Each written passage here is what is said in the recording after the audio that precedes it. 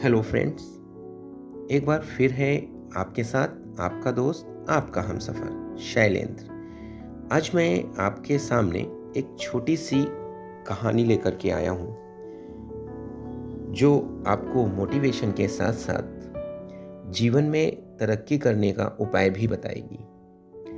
ये कहानी एक गांव में रहने वाले उत्साही युवक की है जो उसी गांव में रहने वाले एक बुजुर्ग ज्ञानी के पास जाता है और उनसे पूछता है, बाबा, मैं दूसरों से आगे निकलना चाहता हूं।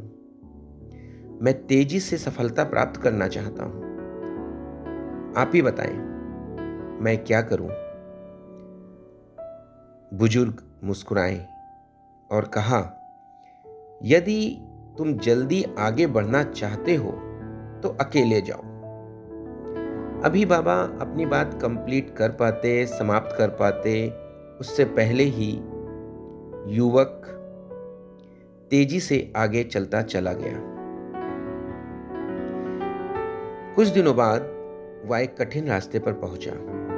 रास्ता उबड़-खाबड़ था, खाने पीने की भी कमी थी और उसे दिशा भी समझ नहीं आ रही थी।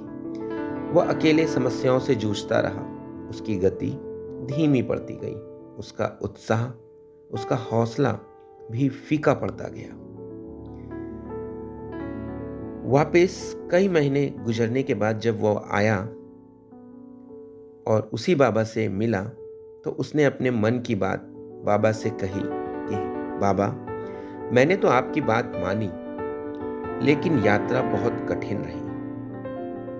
बुजुर्ग ने कहा, बेटा, उस दिन तुम मेरी पूरी बात सुने बिना ही तेजी से निकल गए।